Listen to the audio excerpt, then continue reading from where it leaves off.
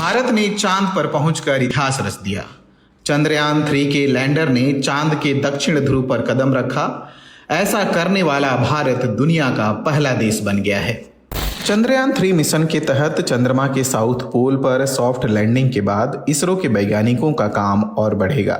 वैसे तो चांद की सतह पर उतरने वाले लैंडर और रोवर चंद्रमा पर एक ही दिन काम करेंगे, लेकिन एक लूनर डे यानी चांद पर एक दिन धरती के 14 दिन के बराबर होता है। ऐसे में लैंडिंग के बाद धरती पर अगले 14 दिन वैज्ञानिकों के लिए खास होंगे। इस दौरान वैज्ञानिक चंद्रमा से भेजे गए डेटा का अध्ययन करेंगे।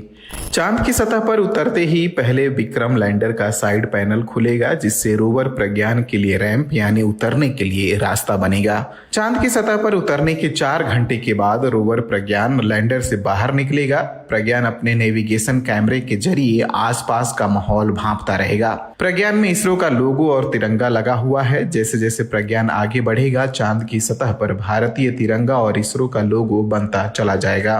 प्रज्ञान बाहर निकलते ही 1 सेंटीमीटर प्रति सेकंड की रफ्तार से चांद की सतह पर चलेगा। ये 6 पहियों वाला एक रोबोटिक व्हीकल है जो 500 मीटर तक के इलाके में चलकर पानी और वहां के वातावरण के बारे में जानकारी जुटाएगा।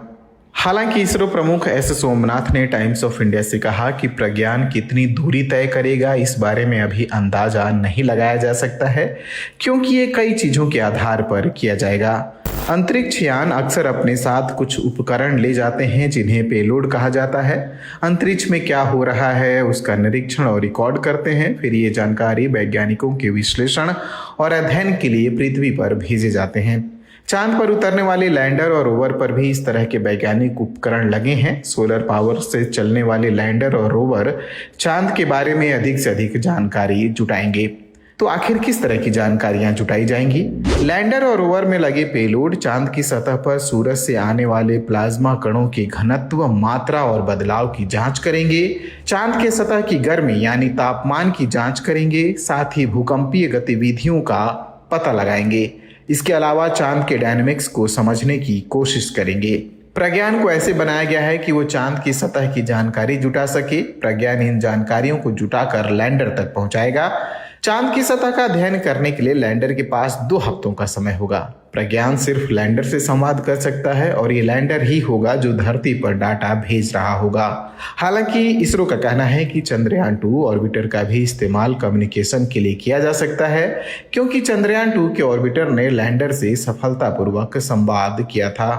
विक्रम और प्रज्ञान को एक चंद्र दिवस यानी धरती के 14 दिनों तक काम करना है। अगर इससे ज्यादा की अवधि तक चंद्रयान-3 को टिके रहना है तो उसे चांद की ठंडी रात यानी -238 डिग्री सेल्सियस के साथ सुरक्षित रहना होगा। इसरो प्रमुख ने कहा कि ऐसी संभावनाएं हैं कि विक्रम और लैंडर दोनों के पास एक अतिरिक्त लूनर डे होगा।